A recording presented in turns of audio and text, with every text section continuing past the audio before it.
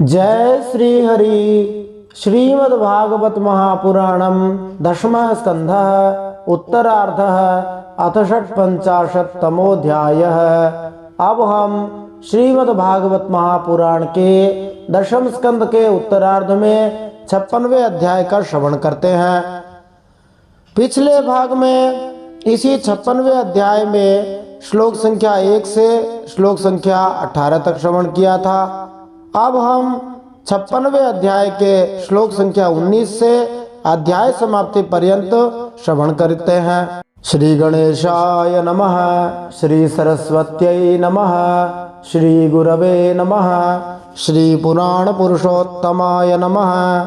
अब हम श्रीमद् भागवत महापुराण के दशम स्कंद के उत्तरार्ध के 56वें अध्याय में भगवान श्री कृष्ण के 2 विवाहों की कथा सुनेंगे। जाम्बवती और सत्यभामा के साथ भगवान श्री कृष्ण ने किस प्रकार विवाह किया और किस प्रकार भगवान श्री कृष्ण ने अपने ऊपर लगे हुए कलंक को दूर किया। श्लोक संख्या 19 से अध्याय समाप्ति पर्यंत सुनते हुए हम इन प्रश्नों के उत्तर भी प्राप्त कर सकते हैं।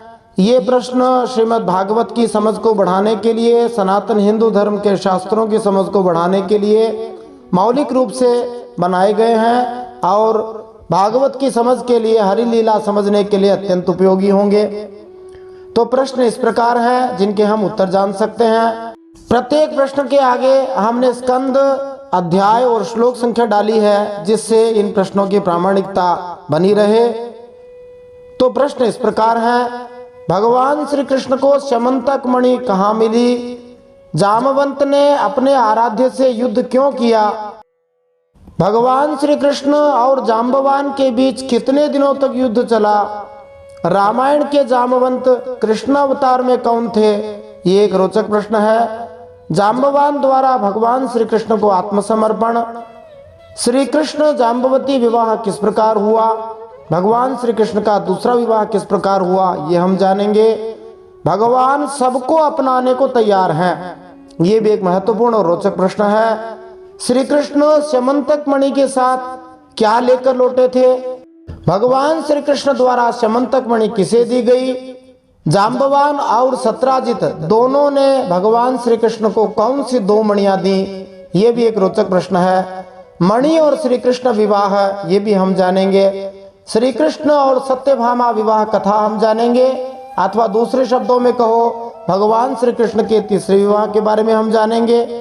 भगवान श्री कृष्ण ने स्यमंतक मणि वापस सत्राजित को क्यों लौटा दी? इसके साथ ही हम जानेंगे कि क्या जाम्बवान अर्धमानव थे? राधा रानी का श्री कृष्ण से विवाह कैसे हुआ, ये भी हम जानेंगे। एक महत्वपूर्ण और रोचक प्रश्न है। बहुतों के मन में इस प्रश्न को लेकर जिज्ञासा है। राधा रानी ने किस तरह श्री कृष्ण से विवाह किया, ये भी हम जानेंगे। और एक महत्वपूर्ण प्रश्न कि राधा ही सत्यभामा है क्या, ये भी हम जानेंगे। आइए इन सब प्रश्नों के उत्तर जानने के लिए आज इस दशम स्कंद के उत्तरार्ध के 56वें अध्याय में दूसरे भाग में श्लोक संख्या 19 से अध्याय समाप्ति तक सुनते हैं। प्रत्येक अध्याय को एक निश्चित समय सीमा में रखा गया है ताकि सुविधा रहे, श्रोताओं को आसानी से समझ में आ सके। यदि आपको यह श्रीमद् भागवत महापुराण अच्छी लग रही है तो आप चैनल को सब्सक्राइब कर दीजिए, दूसरों को शेयर कीजिए ताकि यह मूल जो दुर्लभ श्रीमद् भागवत महापुराण की कथा है वह सबको आसानी से मिल सके। सब्सक्राइब करने के साथ ही नोटिफिकेशन ऑल भी दबा दे, जिससे आपको भविष्य में श्रीमद् भागवत महापुराण से जुड़ी हुई सभी जानकारियां भागवत की मिल सके। यदि आप श्रीमद् भागवत महापुराण संपूर्ण रूप से सुनना चाहते हैं तो आप प्ले लिस्ट में जाकर के सभी अध्यायों को क्रमशः देख सकते हैं। उसका लिंक आपको डिस्क्रिप्शन में मिल जाएगा। तो जब भगवान श्री कृष्ण पर मणिचोर का कलंक लगा दिया तब वे वन में गए और वहां उन्होंने देखा कि प्रसेनजित है, उसको एक सिंह ने मार डाला, और प्रसेनजित जिस घोड़े पर था उसको भी सिंह ने मार डाला है। और थोड़ा आगे जाकर गुफा के पास देखा तो उस सिंह को भी एक रीछ ने मार डाला है। अब आगे क्या हुआ, आइए हम जानते हैं। ऋक्षराज बिलम भीम मंदेन तमसावृतम एको विवेश भगवान अवस्थाप्य बहि प्रजा। भगवान श्री कृष्ण ने सब लोगों को बाहर ही बिठा दिया और अकेले ही घोर अंधकार से भरी हुई ऋक्षराज की भयंकर गुफा में प्रवेश किया। तत्र दृष्ट्वा मणिप्रेष्ठं बालक्रीडनकं कृतं हर्तुं कृतमतिस्तस्मिन् नवतस्थेर्भकान्तिके। भगवान ने वहां जाकर देखा कि श्रेष्ठ मणि समंतक को बच्चों का खिलौना बना दिया गया है। वे उसे हर लेने की इच्छा से बच्चे के पास जाकर खड़े हो गए। तमपूर्वं नरं दृष्ट्वा धात्री चुक्रोशभीतवत् तच्छ्रुत्वा भ्यद्रवत् क्रुद्धो जाम्बवान् बलिनां वरः। उस गुफा में एक अपरिचित मनुष्य को देखकर बच्चे की धाय मानी उसके पालने वाली भयभीत की भांति चिल्ला उठी। उसकी चिल्लाहट सुनकर परम बली ऋक्षराज जाम्बवान क्रोधित होकर वहां दौड़ाए। सवै भगवता तेन युयुधे स्वामिनात्मनः पुरुषं प्राकृतं मत्वा कुपितो नानुभाववेत्। जाम्बवान उस समय कुपित हो रहे थे। उन्हें भगवान की महिमा उनके प्रभाव का पता न चला। उन्होंने उन्हें एक साधारण मनुष्य समझ लिया और वे अपने स्वामी भगवान श्री कृष्ण से युद्ध करने लगे। इस श्लोक में पुरुषम प्राकृतम मत्वा भगवान को एक सामान्य मनुष्य समझते हुए ये शब्द अत्यंत महत्वपूर्ण है। तथाकथित वैदिक विद्वान जिनमें अधिकांश पाश्चात्य विद्वान सम्मिलित हैं पुरुषम का मनुष्य के रूप में अर्थ देते हुए आनंदित होते हैं, चाहे यह शब्द भगवान श्री कृष्ण के संदर्भ में ही क्यों न हो। इस तरह वैदिक साहित्य के उनके अवैध भाषांतर ईश्वर के प्रति उनकी भौतिकवादी धारणाओं से रंजित होते हैं, किंतु यहाँ यह स्पष्ट कहा गया है कि चूंकि जाम्बवान ने श्री भगवान के पद को ठीक से समझा नहीं, इसलिए उन्होंने उन्हें प्राकृत पुरुष एक सांसारिक मनुष्य मान लिया। दूसरे शब्दों में श्री भगवान तो वास्तव में पुरुषोत्तम है, परम दिव्य मनुष्य है। द्वंद्व युद्धम सुतुमल मुभयोर्विजिगीषतोः आयुधाश्मद्रुमैर्दोर्भिः क्रव्यार्थे शेनयोरिव। जिस प्रकार मांस के लिए दो बाज आपस में लड़ते हैं, वैसे ही विजयाभिलाषी भगवान श्री कृष्ण और जाम्बवान आपस में घमासान युद्ध करने लगे। पहले तो उन्होंने अस्त्र शस्त्रों का प्रहार किया, फिर शिलाओं का, फिर वे पेड़ उखाड़ कर एक दूसरे पर फेंकने लगे। अंत में उनमें बाहु युद्ध होने लगा। आसीत् तदष्टाविंशाः मितरेतरमुष्टिभिः वज्र निष्पेष परुषैरभिश्रममहर्निशम्। वज्र प्रहार के समान कठोर घूंसों से आपस में वे 28 दिन तक बिना विश्राम के रात दिन लड़ते रहे। कृष्ण मुष्टि विनिष्पात निष्पिष्टांगोरुबंधनः क्षीण सत्वः स्विन्न गात्रस्तमाहातीव विस्मितः। अंत में भगवान श्री कृष्ण के घूंसों की चोट से जाम्बवान के शरीर की एक एक गांठ टूट फूट गई। उत्साह जाता रहा, शरीर पसीने से लथपथ हो गया। तब उन्होंने अत्यंत विस्मित होकर भगवान श्री कृष्ण से कहा, 28 दिन तक भगवान युद्ध करते रहे और अंत में मार मार के ठीक कर दिया। तब वे भगवान को पहचान गए। भगवान जब तक जीव को एक आध घुसा नहीं लगा देते, मानी एक आध कोई चपेट नहीं लगा देते, कुछ चमत्कार नहीं दिखा देते कि देखो ऐसे संसार धोखा दे जाता है, तब तक वह ना तो संसार को छोड़ना चाहता है न भगवान को पहचान पाता है। तो भगवान को पहचान कर जाम्बवान ने भगवान श्री कृष्ण से कहा, जाने त्वां सर्वभूतानां प्राणः ओजः सहो बलम् विष्णुं पुराण पुरुषं प्रभवेष्णुमधीश्वरम्। जाम्बवान ने कहा, हे प्रभु, मैं जान गया आप ही समस्त प्राणियों के स्वामी हैं, रक्षक हैं, पुराण पुरुष भगवान श्री विष्णु हैं।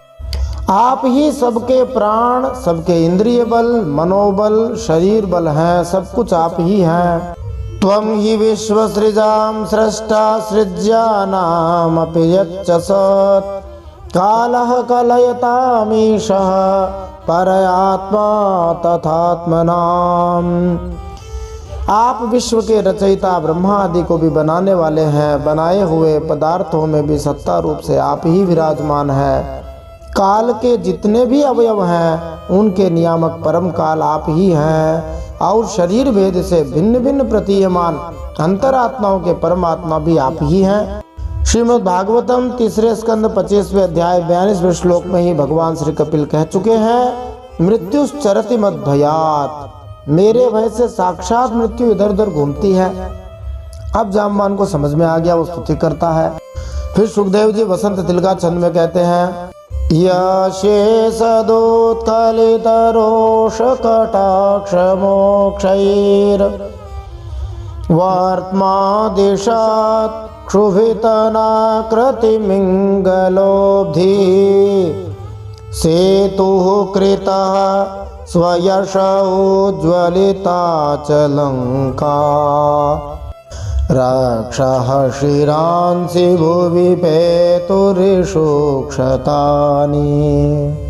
जाम्बवान भगवान श्री कृष्ण की श्री राम जी के रूप में की गई लीलाओं को स्मरण करते हुए कहते हैं, प्रभु मुझे याद है आपने अपने नेत्रों में थोड़ा सा क्रोध का भाव लेकर तिरछी दृष्टि से समुद्र की ओर देखा था। उस समय समुद्र के अंदर रहने वाले बड़े बड़े नाग मणि घड़ियाल और मगरमच्छ क्षुब्ध हो गए थे और समुद्र ने आपको मार्ग दे दिया था।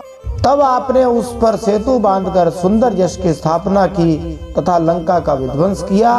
आपके बाणों से कट कट कर राक्षसों के सिर पृथ्वी पर लौट रहे थे। अवश्य ही आप मेरे ही वे श्री राम जी श्री कृष्ण के रूप में आए हैं। ऐसा कह के जाम्बवान ने कहा, सियावर रामचंद्र भगवान की जय, कृष्ण कन्हैया लाल की जय। दोनों की जय बोल दी। समझ में आ गया कि जो राम है वही कृष्ण है। इति विज्ञात विज्ञान मृक्ष राजानमच्युतः व्याजहार महाराज भगवान देवकी सुतः अभिमृश्या रविंदाक्षः पाणिना शंकरेण तम कृपया परया भक्तम प्रेम गंभीरया गिरा। जब ऋक्षराज जाम्बवान ने भगवान को पहचान लिया तब कमल नयन श्री कृष्ण ने अपने परम कल्याणकारी शीतल कर कमल को उनके शरीर पर फेर दिया। यहाँ पर भगवान श्री कृष्ण के हाथ को शंकरे ने कहा है। शम करोति इति शंकर है, कल्याण करने वाला है, वो शंकर है। तो भगवान का हाथ सबका कल्याण करने वाला है।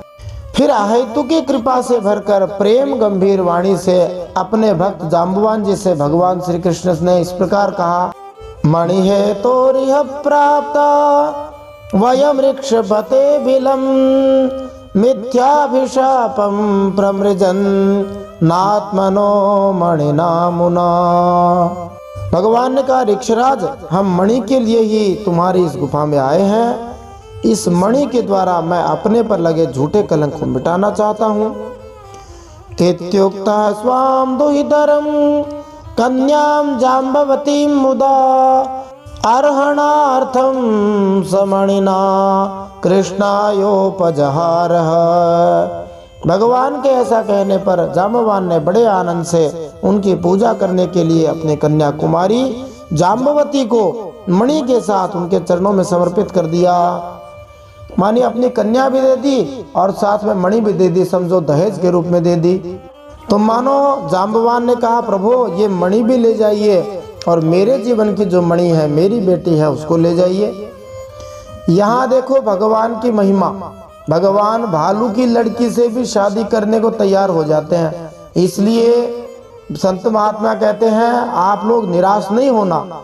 जो भालू की लड़की से शादी कर सकता है वह आपकी हमारी मनोवृत्ति से भी अवश्य में विवाह कर लेगा। हमारा मन भले ही कितना ही खराब हो, वह भले ही काली कलुटी क्यों न हो, कौन, हमारी मनोवृत्ति, बाल वाली क्यों न हो, बड़े बड़े बाल हो मनोवृत्ति के, लेकिन जाम्बवती तो भालू की कन्या होने पर भी बड़ी सुंदर थी। इसमें एक और विशेष तथ्य है, कोई कोई व्यक्ति ऐसे होते हैं जिनमें कुछ विशेष प्रकार का एक सिंड्रोम पैदा हो जाता है जिससे उनके शरीर पे बहुत बड़े बड़े बाल आ जाते हैं और वे बंदर और भालू की तरह लगने लगते हैं।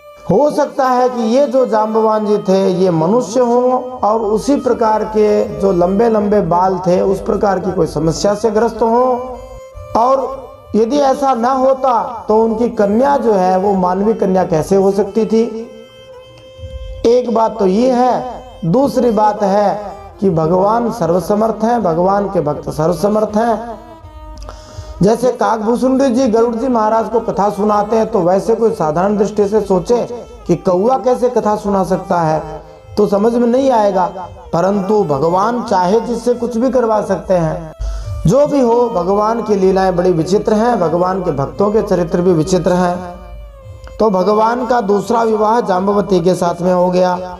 बोलिए जाम्बवती द्वारकाधीश भगवान की जय। अदृष्ट्वा निर्गमं शौरेः प्रविष्टस्य बिलं जनाः प्रतीक्ष्य द्वादशाहानि दुःखिताः स्वपुरं ययुः।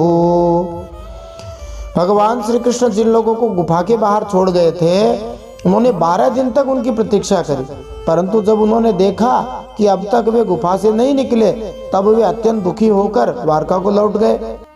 निशम्य देवकी देवी रुक्मिण्यानक दुन्दुभिः सुहृदो ज्ञातयो शोचन बिलात कृष्णम निर्गतम। वहां जब माता देवकी, रुक्मिणी जी, वसुदेव जी तथा अन्य संबंधियों और कुटुंबियों को यह मालूम हुआ कि श्री कृष्ण गुफा में से नहीं निकले, तब उन्हें बड़ा दुख हुआ। सत्राजितम शपंतस्ते दुःखिता द्वारकौकसः उपतस्थुर महामायाम दुर्गाम कृष्णोपलब्धये। सभी द्वारकावासी अत्यंत दुखित होकर सत्राजित को भला बुरा कहने लगे। कल तक जो लोग सत्राजित के समर्थन में थे, भगवान के बारे में भला बुरा कह रहे थे, आज भगवान के समर्थन में आ गए, सत्राजित को भला बुरा कहने लगे। भगवान श्री कृष्ण की प्राप्ति के लिए महामाया दुर्गा देवी की शरण में गए, उनकी उपासना करने लगे। तेषां तु देव्युपस्थानात् प्रत्यादिष्टा शिषा सच प्रादुर्बभूव सिद्धार्थः सदारो हर्षयन् हरिः। उन सब की उपासना से दुर्गा माता प्रसन्न हो गई और उन्होंने आशीर्वाद दिया। उसी समय उन सब के बीच में मणि और अपनी नववधू जाम्बवती के साथ सफल मनोरथ होकर श्री हरि श्री कृष्ण सबको प्रसन्न करते हुए प्रकट हो गए। सब ने बोला द्वारकाधीश भगवान की जय। भगवान श्री कृष्ण गए तो अकेले थे, साथ में एक नई बहुरिया को भी लेकर आ गए। वो नववधू जाम्बवती थी। इस प्रकार जाम्बवती भगवान श्री कृष्ण की दूसरी पट्ट महिषी है, पट्ट रानी है। इस प्रसंग में एक निहितार्थ और भी निकलता है। भगवान की प्रतीक्षा करने वाले उनके साथी भक्त लोग कुछ समय तक प्रतीक्षा कर सके, फिर चले गए। तो एक बात तो ये कि प्रायः जो सफल होने वाले लोग होते हैं, वे सफलता के बहुत समीप पहुंच करके बौखला जाते हैं, हतोत्साहित हो जाते हैं, सफलता से एकदम थोड़ा सा पास में रह जाते हैं। ऐसे ही ये भक्त लोग जो थे, ये 12 दिन तक प्रतीक्षा करे, फिर सोचे पता नहीं भगवान को मार तो नहीं दिया है, ऐसा सोच के चले गए। दूसरी बात यह है कि भगवान ने ये लीला इसलिए की ताकि सत्राजित की थोड़ी निंदा हो जाए। निंदा हो जाए तो उसका थोड़ा पाप झड़ जाए। किसी की निंदा नहीं करनी चाहिए। फिर सुखदेव जी आगे कहते हैं, उपलभ्य ऋषिकेशम मृतम पुनरिवागतम सह पत्न्या मणिग्रीवम सर्वे जात महोत्सवाः। सभी द्वारकावासी भगवान श्री कृष्ण को पत्नी के साथ और गले में मणि धारण किए हुए देखकर परम आनंद में मग्न हो गए, मानो कोई मरकर लौट आया हो। श्री विश्वनाथ चक्रवर्ती के अनुसार जाम्बवान ने जब अपनी पुत्री भगवान श्री कृष्ण को भेंट की तो उसने वह मणि उनके गले में पहना दिया था। सत्राजितम समाहूय सभायाम राजसन्निधौ प्राप्तिं साख्याय भगवान मणिम तस्मै न्यवेदयत्। फिर भगवान ने सत्राजित को राजसभा में महाराज उग्रसेन के पास बुलवाया। जिस प्रकार मणि प्राप्त हुई थी वह सब कथा सुनाकर उन्होंने वह मणि सत्राजित को सौंप दी। सचातिव्रीडितो रत्नम गृहीत्वा वाङ्मुखस्ततः अनुतप्यमानो भवन मगमत्स्वेन पाप्मना। सत्राजित अत्यंत लज्जित हो गया। मणि तो उसने ले ली, परंतु उसका मुंह नीचे की ओर लटक गया। अपने अपराध पर उसे बड़ा पश्चाताप हो रहा था। किसी प्रकार वह अपने घर पहुंचा। सोनुध्यायस्तदेवाघं बलवद्विग्रहाकुलः कथम मृजाम्यात्मरजः प्रसीदेद्वाच्युतः कथम। सत्राजित के मन की आंखों के सामने निरंतर अपना अपराध नाचता रहा। गलती करता है तो बार बार चिंता होती है। बलवान के साथ विरोध करने के कारण वह भयभीत भी हो गया था। अब वह यही सोचता रहता कि मैं अपने अपराध का मार्जन कैसे करूं, मुझ पर भगवान श्री कृष्ण कैसे प्रसन्न हो। किम कृत्वा साधु मह्यं स्यान् न शपेद्वा जनो यथा अदीर्घ दर्शनम क्षुद्रम मूढ़म द्रविण लोलुपम। सत्राजित सोचने लगा, मैं ऐसा कौन सा काम करूं जिससे मेरा कल्याण हो और लोग मुझे कोसे भी नहीं। सचमुच मैं बड़ा अदूरदर्शी हूं। प्रायः साधारण लोग थोड़ी ही दूर का सोचते हैं, आगे क्या होगा देखा जाएगा, ऐसा सोच के कुछ भी कर बैठते हैं, बाद में दुख भले ही पाना पड़े। क्षुद्र भी हूँ, छोटी मोटी सोच रखने वाला हूँ। धन के लोभ से मैं बड़ी मूढ़ता का काम कर बैठा। दास्ये दुहितरम तस्मै स्त्री रत्नम रत्नमेव च उपायोऽयं समीचीनस् तस्य शान्तिर्न चान्यथा। अब मैं रमणियों में रत्न के समान अपनी कन्या सत्यभामा और वह स्यमंतक मणि दोनों ही श्री कृष्ण को दे दूं, यह उपाय बहुत अच्छा है। इसी से मेरे अपराध का मार्जन हो सकता है, और कोई उपाय नहीं है। एवं व्यवसितो बुद्ध्या सत्राजित स्वसुतां शुभां मणिं च स्वयं उद्यम्य कृष्णायोपजहारः। सत्राजित ने अपनी विवेक बुद्धि से ऐसा निश्चय करके स्वयं ही इसके लिए उद्योग किया और अपनी कन्या सत्यभामा तथा स्यमंतक मणि दोनों ही ले जाकर श्री कृष्ण को अर्पण कर दी। हम थोड़ा सा सत्यभामा जी के बारे में जानते हैं। अखंडानंद जी महाराज कहते हैं कि संप्रदाय के जानने वाले संप्रदायविद लोग कहते हैं कि श्रीदेवी मणि लक्ष्मी जी रुक्मिणी जी के रूप में प्रकट हुई थी और भूदेवी मणि पृथ्वी देवी सत्यभामा के रूप में प्रकट हुई थी। ये एक और आगे नरकासुर का उद्धार होगा, उस प्रसंग में भी हम जानेंगे कि सत्यभामा जो है भूदेवी के रूप में प्रकट हुई थी। परंतु इसमें एक विशेष बात है कि राधा रानी ने भगवान श्री कृष्ण से विवाह किया था। कैसे विवाह किया था? तो कहते हैं कि वृषभानु बाबा की जो पुत्री थी राधा रानी, जब भगवान श्री कृष्ण के वियोग में व्याकुल हुई तब वे राधा जी को सूर्य के पास पहुंचा आए थे, इसलिए कि वे उन्हें समझाएंगे बुझाएंगे। बाद में राधा जी को सूर्य ने सत्राजित को दे दिया, इसलिए सत्यभामा सत्राजित की बेटी नहीं है, साक्षात वृषभानु नंदिनी राधा रानी ही थी, लेकिन उनको सब विस्मरण हो गया था। महात्मा लोग तो कहते हैं कि रुक्मिणी जी श्री राधा रानी की अंतरंगा सखी चंद्रावली थी और उनकी दूसरी अंतरंगा सखी ललिता ही जाम्बवती हो गई थी। इस प्रसंग को श्री रूप गोस्वामी जी महाराज ने अपने ललित माधव नामक नाटक में बड़े प्रेम से नवीन कथा के रूप में भी वर्णित किया है। तो ये सब जो है नित्य परिकर ही थे। भगवान श्री कृष्ण की 8 जो पट्ट महिषियां हैं, वे राधा जी के साथ रहने वाली 8 जो प्रमुख गोपियां हैं वे हैं। तो जो राधा जी थी वे ही सत्यभामा बनकर आई थी। ताम सत्यभामां भगवान उपये में यथा विधि बहुभिर्याचितां शील रूपौदार्य गुणान्विताम्। सत्यभामा शील, स्वभाव, सुंदरता, उदारता आदि सद्गुणों से संपन्न थी। बहुत से लोग चाहते थे कि सत्यभामा हमें मिले और उन लोगों ने उन्हें मांगा भी था।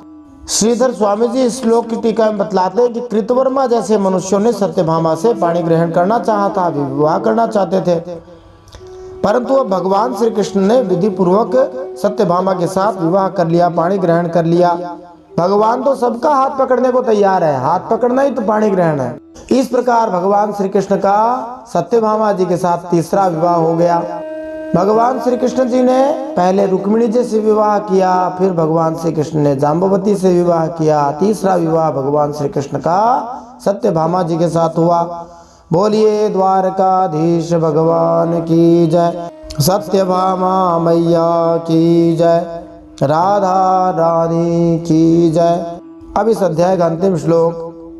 भगवानाह नमणिं प्रतीक्षामो वयं नृप तवास्तां देव भक्तस्य वयं च फलभागिनः। भगवान श्री कृष्ण ने सत्राजित को बुलाकर कहा, देखो हम स्यमंतक मणि नहीं लेना चाहते, आप सूर्य भगवान के भक्त हैं, इसलिए यह आपके ही पास रहे तो बढ़िया है। हम तो केवल उसके फल के अर्थात उससे निकले हुए सोने के अधिकारी हैं, वही आप हमें दे दिया करें। सत्राजित को चाहिए था कि वह भगवान श्री कृष्ण की पूजा करता। इस तरह भगवान श्री कृष्ण के कथन में थोड़ा व्यंग्य है। आखिर तुम सूर्य देव के भक्त जो हो, यही नहीं भगवान श्री कृष्ण ने पहले ही सत्राजित का सबसे बड़ा खजाना शुद्ध तथा सुंदर सत्यभामा को पा लिया था। अब भगवान श्री कृष्ण ने वो स्यमंतक मणि अपने पास क्यों नहीं रखी? तो संत महात्मा कहते भगवान श्री कृष्ण ने विचार किया कि यदि मणि हमारे घर आई तो रुक्मिणी जी कहेंगी मैं बड़ी हूँ, मुझे मिलनी चाहिए, सबसे पहले मेरा ब्याह हुआ। सत्यभामा कहेगी यह मेरे बाप की है इसलिए मुझे मिलनी चाहिए, मेरे पिता की संपत्ति है। जाम्बवती कहेगी यह मेरे बाप के पास से आई है, मेरे को तो दहेज में मिली है इसलिए मुझे मिलनी चाहिए। और बलराम जी भी कहेंगे कि पहले मणि मिली थी तो मुझको दी थी, जब शंखचूड़ का उद्धार किया था, शंखचूड़ के माथे में जो मणि निकाली थी बलराम जी को दी थी, इसलिए अब भी मुझे ही दे दो। ऐसी हालत में भगवान श्री कृष्ण सोचे मैं क्या करूंगा, इस संपत्ति के झमेले में न पड़ना ही अच्छा है। भगवान ने सत्राजित से कहा इतनी कृपा अवश्य कर सकता हूँ कि चंदन फल फूल द्वारा इसकी पूजा तो करना तुम, इससे जो प्रतिदिन 8 बार सोना निकलता है वह हमारे घर भिजवा दिया करना। वयम च फलभागिन, फल हमारे घर में आएगा, साधन तुम्हारे घर में होगा, यही तो भक्ति की महिमा है।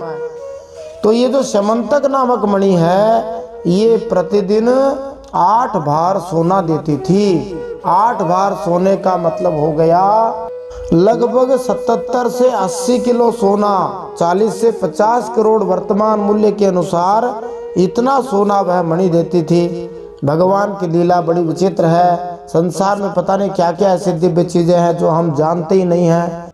अब ये स्यमंतक मणि किस तरह से सोना देती थी ये तो भगवान ही जाने। हो सकता है इसमें भी कुछ विशिष्ट विज्ञान छिपा हुआ हो। हमें तो भगवान की लीला मानकर नमस्कार करना चाहिए। बोलिए भक्तवत्सल भगवान की जय। जाम्बवती द्वारकाधीश भगवान की जय। सत्यभामा द्वारकाधीश भगवान की जय। श्रीमद् भागवत महापुराण की जय। परम सत्य श्री हरि की जय। यदि आपको यह कथा अच्छी लग रही है तो आप इस कथा को दूसरों को भेजते रहिए, शेयर करते रहिए। अभी तक आपने यदि चैनल को सब्सक्राइब नहीं किया है तो वो सब्सक्राइब करना भी ज़रूर से न भूलें। आपके सब्सक्राइब करने से हमारा उत्साह बढ़ेगा, ऐसे ही कथाएं कहते रहेंगे। इति श्रीमद्भागवते महापुराणे पारमहंस्यां संहितायां दशमस्कन्धे उत्तरार्धे स्यमन्तकोपाख्याने 56तमोऽध्यायः। श्रीमन्नारायणार्पणमस्तु। इस प्रकार श्रीमद् भागवत महापुराण परमहंसों की संहिता दशम स्कंद उत्तरार्ध में स्यमंतक मणि के उपाख्यान में जाम्बवती और सत्यभामा का भगवान श्री कृष्ण द्वारकाधीश के साथ विवाह, इस प्रसंग में 56वां अध्याय भगवान श्री नारायण के चरणों में समर्पित हो। अब अगले अध्याय में स्यमंतक मणि के कारण, संपत्ति के कारण जो जो दोष आते हैं उन सबको हम जानेंगे। जय श्री हरि। श्रीमन्नारायणार्पणमस्तु।